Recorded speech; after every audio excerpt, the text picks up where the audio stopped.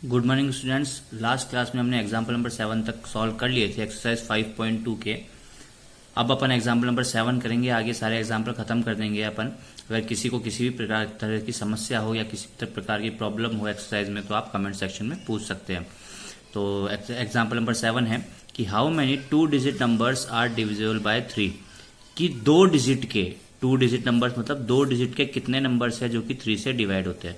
तो देखिए यहाँ पे 2 डिजिट के नंबर्स 10 से स्टार्ट होते हैं अपने पास, क्योंकि 10 से पहले 9 आता है जिसमें केवल 1 डिजिट होती है, और 10 से स्टार्ट होके वो चलते हैं 99 तक ही, और क्योंकि 100 में तो 3 डिजिट आ जाती है। तो 2 डिजिट के जो नंबर्स है वो 10 से लेकर 99 में होते हैं। लेकिन यहाँ पे एक चीज और पूछिए कि डिविजिबल बाय 3, जो 3 से डिविजिबल होते हैं। तो 2 डिजिट का ऐसा नंबर जो 3 से डिविजिबल होता है 10 नहीं होता, 11 नहीं होता, फर्स्ट नंबर ही आता है 12, 12 के बाद आता है 15, 15 के बाद आता है 18। तो the 2 digit numbers divisible by 3 are 12, 15, 18, ऐसे चलते चलते लास्ट का नंबर 99 भी 3 से डिवाइड होता है। आपको पूछा है कि इसमें कितने नंबर्स हैं, नंबर ऑफ टर्म्स आपको फाइंड करनी है। How many 2 digit numbers are divisible by 3, मतलब कितने नंबर जो है 2 डिजिट के है जो 3 से डिवाइड हो जाएंगे। तो मैं कह सकता हूं कि ये जो मेरे पास नंबर्स है ये सारे हैं, तो ये नंबर्स जो है are in AP, so the numbers are in AP. तो अब आपको इसमें एन के लिए निकाल लिया, आपको A1 दे रखा है 12, ठीक है। डी हो जाएगा आपके पास A2 माइनस A1। देखिए अगर किसी ने कोई फर्स्ट इससे पहले वाली क्लास अटेंड ना की हो तो मैं लिंक डिस्क्रिप्शन में डाल दूंगा, आप उसको अटेंड करें और उसके बाद ये वीडियो देखें, तभी आपके समझ में आएगा। तो डी की वैल्यू हो जाएगी A2 minus A1, 15 minus 12 equals to 3, ठीक है। AN मतलब जो आपके पास nth नंबर की टर्म है वो 99 है, और नंबर ऑफ टर्म्स आपको फाइंड करना है। देखिए आपने ये पहले कर रखा है कि भाई आपको AN दे रखा है 99, AN का फॉर्मूला मेरे पास होता है A1 plus n minus 1 into D, जो आपको दे रखा है 99।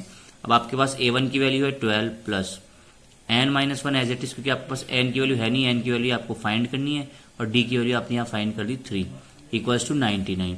ये 12 प्लस का है इधर गया तो किसका हो जाएगा, माइनस का हो जाएगा 99 माइनस 12, ठीक है। तो n माइनस 1 इंटू 3, 99 में से 12 माइनस किया आपके बचा 87।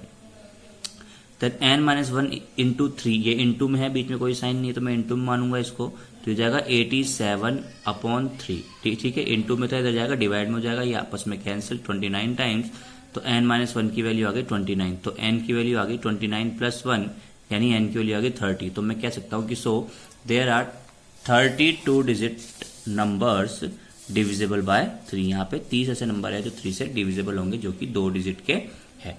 अब देखिए एग्जाम्पल नंबर 8 की जगह अपन एग्जाम्पल नंबर 8 करेंगे, लेकिन उसको लास्ट में करेंगे क्योंकि उसका पैटर्न थोड़ा अलग है। अपन करते पहले एग्जाम्पल नंबर 9। तो एग्जाम्पल नंबर 9 आपको क्या कह रहा है, एग्जाम्पल नंबर 9 बोल रहा है कि a sum of ₹100,000 is invested at 8% simple interest per year, कि भाई 1,000 रुपयों को 1,000 रुपीज को 8% की रेट से सिंपल इंटरेस्ट पर दिया गया, यानी प्रिंसिपल आपके पास 1,000 रुपीज है, अपन सिंपल इंटरेस्ट की बात करें, रेट आपके पास 8% है।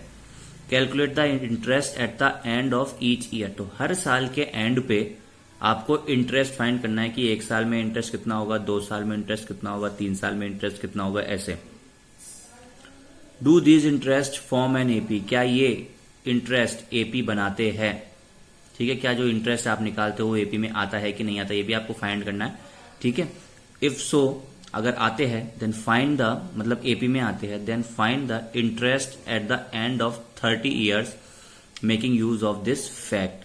तो अगर आते हैं तो 30 ईयर्स तक जो इंटरेस्ट होगा इस फैक्ट को यूज करते हो, मतलब एपी यूज करते हुए। ऐसे तो अपन डायरेक्ट भी निकाल सकते हैं, P into R into T upon 100। Principal 1000 दे रखा है, R 8 दे रखी है, और T 30 दे रखा है। तो P into R into T 1000 into 8 into 30 upon 100 करके भी मैं कर सकता हूं, लेकिन उसने क्या बोला है, use this of this fact, मतलब एपी यूज करके ही आपको बनानी है, ठीक है। देखिए मैं बता दूंगा आपको। तो प्रिंसिपल आपको 1,000 रुपीज दे रखा है, रेट आपको 8% दे रखी है, ठीक है।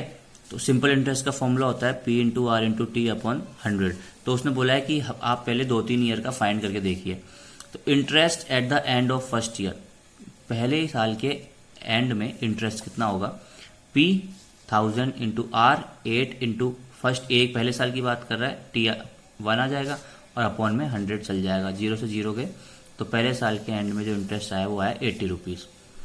Interest at the end of second year के एंड में इंटरेस्ट 1000 इंटू 8 इंटू, अब टी की जगह 2 आ जाएगा, अपॉन में 100, 2020, 8 to 16 into 10, 160 rupees second year के एंड में इंटरेस्ट। अब interest at the end of third year के एंड में इंटरेस्ट 1000, प्रिंसिपल तो आपने 1000 इंटू रेट 8 इंटू टाइम अब 3 ईयर्स का हो गया, अपॉन 100, 2020, 8 3 24 इंटू 10, 240 रुपीज़ जो है आपका तीसरे साल के एंड में इंटरेस्ट आ गया।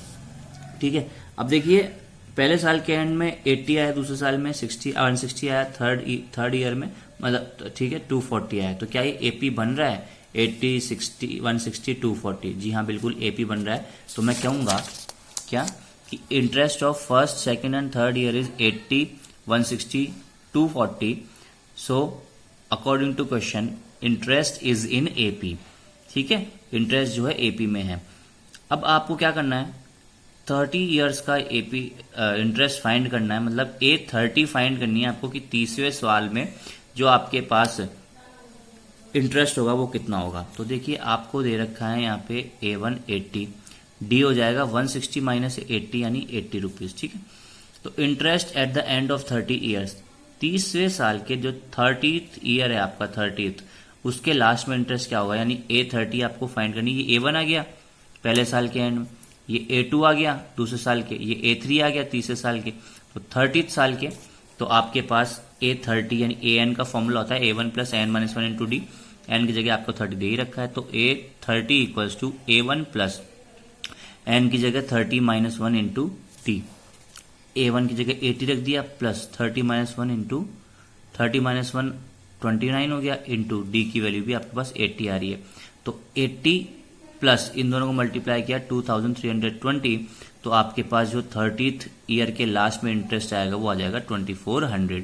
तो इंटरेस्ट आफ्टर 30 ईयर्स 2400।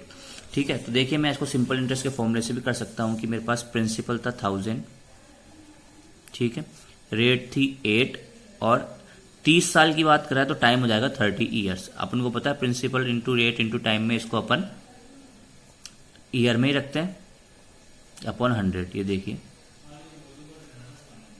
कितना आया आपके पास, 8 3 24, 1 0 ये और 1 0 ये। लेकिन मैंने इस वाले फॉर्मूले से क्यों नहीं किया, क्योंकि उसने बोला था by the use of this fact, इस फैक्ट को यूज करते हुए ही आपको क्या निकालना है, इंटरेस्ट 30 साल का निकालना है, वरना तो मैं यही करूंगा अगर मुझे कभी नॉर्मली बोला जाएगा तो। ठीक है, तो ये था आपका एग्जाम्पल नंबर 9। अब आते हैं अपन एग्जाम्पल नंबर 10 पे। इन अ फ्लावर बेड, फूलों की, ठीक है, फूलों की बेड का मतलब पलंग नहीं है यहाँ पे, ठीक है ना, यहाँ पे क्या है, पंक्ति जो आपके लगाते हैं। मान लो फूल जो एक पंक्ति में लगाया है, एक कॉलम में लगाया है, तो यहाँ उसकी बात हो रही है, क्यारी की बात हो रही है, क्यारी। ठीक है, क्यारी आप लोग जानते हैं खेतों वगैरह में लगती है। तो इन अ फ्लावर बेड, फूलों की क्यारी में, there are 23 rose plants in the first row, पहली रो में 23 रोज प्लांट्स है। ठीक है, पहली रो में 23 गुलाब के पौधे हैं। 21 इन द सेकंड वाली रो में 21 है। 19 इन द थर्ड वाली में 19 है, एंड सो ऑन, और इसी तरह से। There are 5 rose plants in the last row, जो लास्ट नंबर की रो है भाई, एन फर्स्ट तो यहाँ पे A1 तो आपके पास 23 हो गया, वो फर्स्ट रो की बात कर रहा है तो A1 23 हो गया। सेकंड रो की बात कर रहा है तो A2 21 हो गया। थर्ड रो में A3 19 हो गया, और ऐसे जो लास्ट रो है वो पता नहीं आपको कौन सी है, तो उसको AN मानूंगा मैं। उसमें 5 रोज प्लांट्स है, तो आपको ये बताना है कि how many rose are there in the flower bed, तो उस फ्लावर बेड में, क्यारियों में कितने आपके पास गुलाब के, जो भी फ्लावर बेड है उसमें कितने आपके पास गुलाब के पौधों की रोज है, ये आपको बताना है। मतलब आपको इस क्वेश्चन में सिंपली एन की वैल्यू फाइंड करनी है, ठीक है, नंबर ऑफ टर्म्स फाइंड करना है। तो देखिए, number of rose plants in first, second and third row are, पहली, दूसरी और तीसरी में चलती जा रही है इस तरह से। 23 है फर्स्ट में, 21 है सेकंड में, 19 है थर्ड में, और इस तरह से जो लास्ट है nth नंबर की टर्म, उसमें 5 प्लांट्स है आपके पास। ठीक है, तो इट इज AP, ये AP है, तो मेरे को नंबर ऑफ टर्म्स जो है n की वैल्यू फाइंड करनी है। तो A1 मुझे दे रखा है 23, D हो जाएगा A2 minus A1, 21 minus 23 minus 2, और AN जो nth नंबर की टर्म है वो मुझे दे रखी है 5। तो AN का फॉर्मूला होता है A1 plus N minus 1 into D, जो मुझे दे रखा है 5। A1 की वैल्यू 23 है, प्लस N आपको फाइंड करना है, तो यहाँ पे हो जाएगा N माइनस 1 इंटू डी की वैल्यू आपके पास -2 है, इक्वल्स टू 5। तो N माइनस 1 इंटू -2, मैंने कहा था इसको ब्रैकेट में लिखना है, माइनस में आ जाए जब, याद तो होगा आपको। तो 23 इधर गया तो माइनस का हो जाएगा, 5 minus 23, then N minus 1 into -2 equals to, इनको सॉल्व किया तो आया माइनस का 18, then N minus 1 equals to -18, ये मल्टीप्लाई में था, इधर जाके डिवाइड में हो गया, माइनस से माइनस कैंसिल, 2 9 18। तो N माइनस 1 की वैल्यू आ गई आपके पास 10, देन N माइनस 1 की वैल्यू आ गई 9, देन N की वैल्यू आ जाएगी आपके पास 9 प्लस 1, यानी N की वैल्यू आ जाएगी 10। तो मैं कह सकता हूं क्या, so number of rose in this flower bed are 10। ये आपका यहाँ पे आंसर हो गया, ठीक है। अब आपके पास जो एक लास्ट एग्जाम्पल है, एग्जाम्पल नंबर आपका 8 बचा है, ठीक है। तो वो समझते पहले उसमें क्या ऐसा अलग था।